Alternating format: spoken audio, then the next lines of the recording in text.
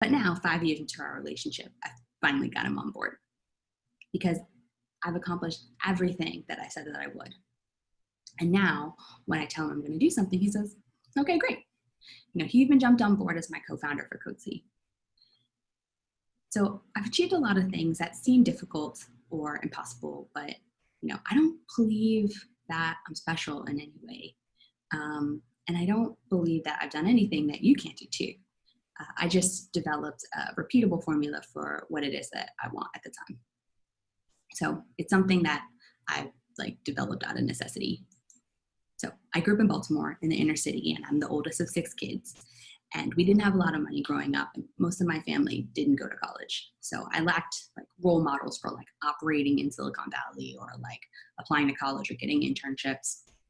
And while I did finally get myself accepted into college, I wasn't able to go to the college that I wanted to go in the end because we couldn't afford it. And I had, big goals back then as well. So I wasn't 100% sure of the exact path, but I did know that it was going to be important. You could say that I was fairly resource deficient when it came to realizing these goals. But the good news, Tony Robbins, who's, fairly famous, said that the defining factor of success is never resources, it's resourcefulness. And I found the same to be mostly true from my experience. So it is actually all about resources when you don't have any, but it's never about getting handed resources. It's all about your resourcefulness. And since I wasn't handed resources from my earliest years, if you wanted to do something, I had to learn to be resourceful. So when I faced daunting obstacles, I just had to figure out how to overcome it. And I'm sure you have as well. So my first real example of this though, my current career track, when I was hired as a program manager at Google, before I got this job, it seemed like it was pretty unlikely and nearly impossible to get hired at Google. Published estimates are 0.5%. They receive 2 million job applicants a year, which is harder than getting into Harvard. And at the time, I only had an associate's degree and was in the process of acquiring my first bachelor's degree. So on paper, I wasn't really the strongest candidate. But we always have the ability to be resourceful. So basically, I called the recruiter 4 or 5 times until he agreed to submit me for contract roles. He submitted me for 4 different roles, and I was rejected from the first 3. But then on the 4th, I finally got my shot. I had the phone screen, and then I wasn't actually happy with one of the questions or one of my answers to the questions that I had given in the phone screen. So I spent a week creating a presentation to answer the question appropriately and tell them how I think that we could improve their product. And then apparently they were really impressed and I was hired. On that day, I really learned about the power of resourcefulness. I kind of went above and beyond what most candidates do. And that was super helpful, using my resources to my advantage.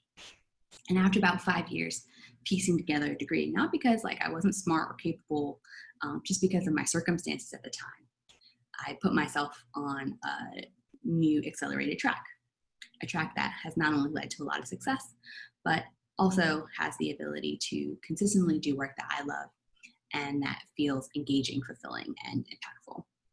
So this track, led me to, senior product manager, VP, a couple years after that. And now with CodeSee, being the CEO, and we were able to raise, $3 million in just about 3 weeks. So again, I don't share this to highlight my achievements. I share this because I want you to know what I believe is possible for you too. Because looking back, everything that I've done has boiled down into 3 steps that I repeat over and over again. So today, I'm going to share this formula with you so you can start to accelerate your achievement for what it is you really want. So the 3-step formula is based on your ability to answer these questions as precisely and accurately as possible. So what do I really want? What do I really need? And what is really the best way to get there? So the first step is figuring out what you really want and what you actually have the energy for. And so I'm going to share with you what I mean by this. So I got the job at Google in 2013, but in 2015, I was working there still as a program manager. And I was about to get promoted and raised, but the truth is that I didn't really enjoy the work very much. I tried to switch into product management, but I faced continual rejection since although I had gotten a college degree at that moment, like it wasn't the right degree. I didn't have a computer science or a technical degree, and I didn't have the title of product manager. And so I was really torn and I really struggled. So after years of effort getting the first degree, I was like, do I need to do this all over again to try to get the right degree? And I didn't know if I should stay on the safe, easy path and stick to what I was doing, even though I felt pretty unfulfilled, or I could, summon a lot of energy, time, and effort and take a much bigger leap, invest all of my time into trying to become a product manager.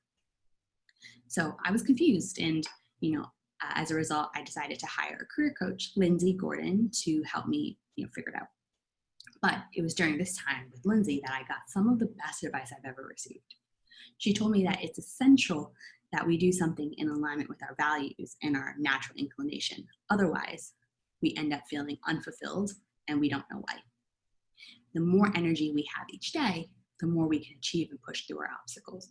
So I asked myself, what would I do if I had all the time, energy, and resources in the world? And I invite you to ask the same question.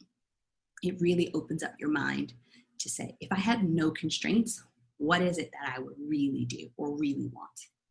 Next, she gave me 2 exercises. So for the first, I had to keep an energy journal. So for 2 days, I had to track all my activities in 2 columns and note the ones that gave me energy and the ones that left me feeling drained. When I did this exercise, I realized that literally all the program management tasks made me feel depleted, and all the ones that overlapped with being a product manager gave me energy, and I was completely engaged. And in the second exercise, I had to uncover my values to understand what motivates me. I did this by thinking back to my major life decisions and trying to understand what drove me to make the decisions and choices that I did at the time. And I realized that leading a life of significance was important to me. Doing something that impacted the world, left a mark to help others, was something that I really wanted. And program management wasn't doing that for me, but PM would. So for me, these 2 exercises created clarity around the direction to head. In hindsight, it made all the difference, because here's why. When we have both alignment with our values and high energy for work, success is the natural byproduct. Sean Anker says, like, your brain at positive is 31% more productive than your brain at negative, neutral, or stress. And in my opinion, when we combine that energy with the needs and pain points of a large enough group of people, business success is a result. And I've continued to take this advice. It's what, led me to jump from VP to entrepreneurship. And all the fulfillment and energy that I felt over the last 5 years, when times are challenging or I'm literally working crazy hours. So if we want to have great success, it's crucial that we choose the things that we really want and have energy for. So for you, you might be feeling unfulfilled or out of alignment, or you might be at a choice point, or you might find yourself here in the future. So I invite you to ask yourself, what do you really want? I invite you to make 2 columns on the spreadsheet, like what drains my energy, what gives me energy. Write down your values. And if you want to make the jump to entrepreneurship, or you want to stick in product, ask yourself, how do you align these values to building a product that matches a large group of people's pains or needs? Then you can build a product and a business around that. So now that we're heading in a direction that gives you more energy and is in alignment with your values, what comes after that? But what is it that I really need? So after working with Lindsay, I was full steam ahead into product management, and specifically, trying to get a job as a senior PM, because I realized that I had more energy and motivation for that role. Given I had already had a ton of PM experience just without the title, it will feel completely demoralizing to basically start over again at a junior level. So from here, I proudly walked forward from like confusion to clarity around becoming a senior PM, and then like smack, overwhelmed. Like I felt like I was completely like overwhelmed and daunted by like, how do I get there? I spent months trying to figure out what it is that I needed to do to become a PM. And then one day I became incredibly fed up during an interview. I could tell that it wasn't going well. And so to my interviewer, I literally blurted out, I'm just going to be super transparent with you right now. Do you have any concerns with me in this role? And now I ask that question literally at the end of any interview, but like, I digress.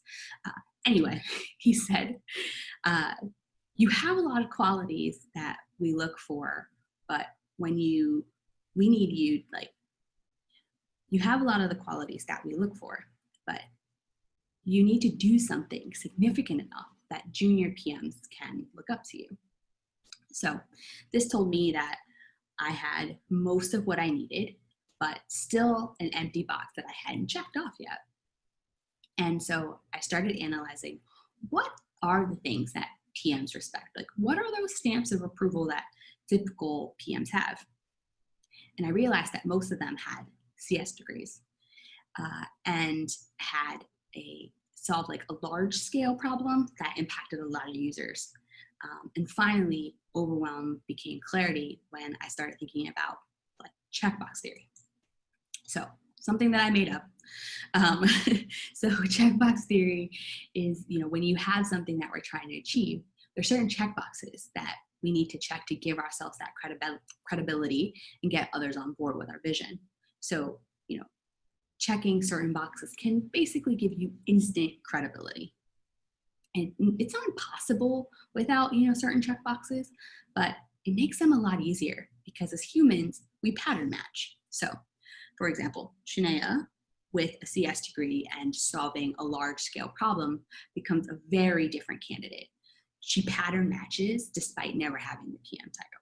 And that makes it a lot easier. So I'll show you a bit later how I check these boxes off, but most importantly at this point, I now know that I needed to check them. So I also received another piece of feedback at the time. So I was doing mock interviews and was told, you have all the right answers to this PM interview, but you lack confidence.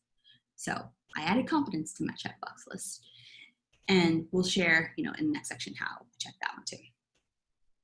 Both of these experiences reinforced for me that people are looking for certain things. They're trying to like figure out your angle or if you fit a profile. And I needed those things to be confident when I talked about them. So once I made this list, my journey from senior PM, felt much more manageable. And so I used checkbox theory as well when I jumped to entrepreneurship. So at first I thought, okay, I got this. And then I was completely overwhelmed again by like, how do I bring this idea to reality? How do I get this business off the ground? So I did my research for early stage funding, and I got out like a pen and paper and I made a list. So I needed a working prototype. I needed traction. So for us, that was design partners, not necessarily paying customers, but referrals, connections to VCs, and a business model. Even if it was like half-baked, turns out a lot of people in early stage have hypotheses, but not completely thought through. And to tell a story and pitch it well, to help bring investors along to the story of how we came to this problem and how we're going to solve it. So once I had the list, I was systematically able to check them off one by one. And here's the problem. We often don't move forward because of overwhelm, or if we do, we just ask, what do I need? And we think we need to do or have more than what is actually needed for us to accomplish. So we don't really kind of scope down the thing that will really check the box. So without checkbox theory, I might have started over as a junior PM, which actually wasn't necessary. I would have spent a lot of time like trying to prove myself at junior just to spend several more years trying to prove myself again as senior, just to prove myself later as a group product manager, et cetera. And I would have wasted a lot of time on interviews and also earned a lot less. And not able to move up to VP as quickly, because since I started off at senior, I was able to launch 7 different products at a time. And I would have not had the opportunity to, as a junior PM. And so because I launched 7 products, that's like the same amount of experience as if I had spaced them out over years. And so I also wasn't like as strong a candidate without the CS degree. So as a side, the CS degree also allowed me to see the market opportunity with CodeSee. So it was all for the best. So by asking, what do I really need? It led to this whole other world of possibility for me, saving time, giving me more money and experience, and leading to like more powerful results. So the next time you're trying to accomplish a big goal, I invite you to ask, what do I really need? And to make a checkbox list of 3 to 5 things that you really need, a scoped down list. So now you know where you really want to go and what you really need, but what's really the best way to get there? So after I decided to switch to product, I had clarity, and what I needed to do felt much more manageable. But then again, I started to have this like analysis paralysis. I knew that I needed to prove that I was technical enough and earn the respect of junior PMs. And this meant getting some kind of technical training for one thing. But it wasn't clear for me the best way for me to do this. So I did some research. Most people are self-taught, they do a boot camp, or they get a master's degree. And I could have taken a boot camp, but they're still so new, they don't add much credibility yet. And I didn't have the foundation to go straight to getting a master's of CS. So I did a whole bunch of research, and somewhere on San Jose State University's website, I was looking at just taking some courses to move me forward. And it had said, like, we don't give second bachelor's degrees. And I was like, wait, huh?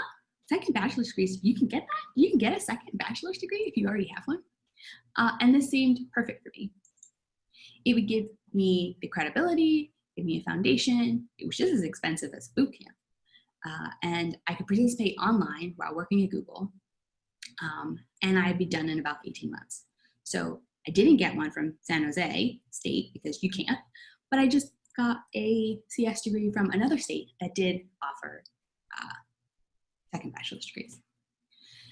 So, and then for my more technical experience, I realized that I could just switch to the most technical team at Google that I could find at the time. That was the Google Assistant as a program manager. And I struck a deal with my boss that I could do product work alongside my program management work to continue to gain relevant experience. And lastly, for confidence, I realized the quickest, easiest way was just reading a lot of books and just not just being more confident, which is easier said than done, but you can totally fake it. It didn't need to be, really complicated. So in that, I learned to ask bold questions, not feel guilty for being confident, and being ambitious is not a dirty word, right? Along with a number of other, best practices. So most recently, I had to check the boxes that I mentioned when fundraising for CodeSee. So, working, a prototype, traction, referrals, blah, blah, blah. So from my previous experience, I knew that there were 4 different ways to check boxes. Ineffective and inefficient ways. Ineffective but efficient. Inefficient but effective. And ways that are both effective and efficient. And you obviously want the effective and efficient. So to check the CodeSee fundraising boxes, here's what we did. Working on a prototype, I just hired a contractor off AngelList. Since I have product management experience, when you're trying to get a prototype up and running, actually really helps a lot. It's just like your day job. Getting traction, so getting design partners from my network for validation. We didn't need a whole bunch of paying customers. We needed traction to validate the idea. Referrals to VCs from close friends as opposed to cold emails. And I asked for a lot of help.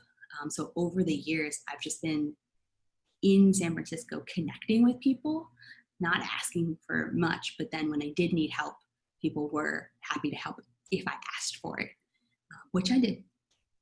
A business model, at least the hypothesis of a business model, and telling a story. So I worked with a communication coach to really, for 20 minutes, that's all we needed, to really pitch a story and bring investors along to showcasing why we were going to solve this huge, humongous problem. And as a result, $3 million later in about 3 weeks, which is we're really, really grateful for. So we often ask, what's the best way to do this? And a lot of times what other people have done, the obvious way or the first thing that comes to mind is not the most effective or efficient. So the next time where you're looking to achieve a big goal, I invite you to ask you, what's really the best way? Google your problem, read articles and books to figure out if you can break down your problem into smaller, more manageable chunks. Then see what conventional wisdom says you should do and see if you can shortcut it. Be really, really, really deliberate about looking for effective and efficient shortcuts. So you've seen that I've done a few things, and my wonderful husband and many others thought it would be hard, if not impossible.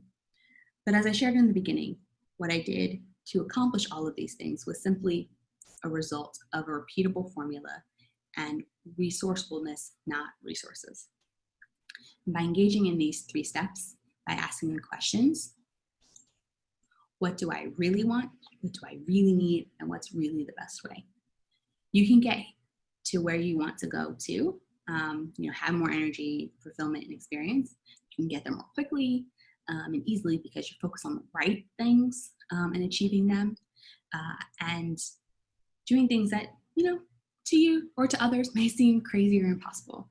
We all have access to this repeatable formula to get where we're trying to go with more purpose, ease, and flow.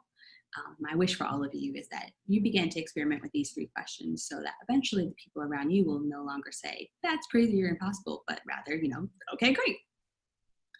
So I know that each one of you watching today has the ability to have impact, the impact that you want in the world. So, and to work in a way that gives you more energy. And I hope for you that true success comes from not resources, but rather resourcefulness. So thank you.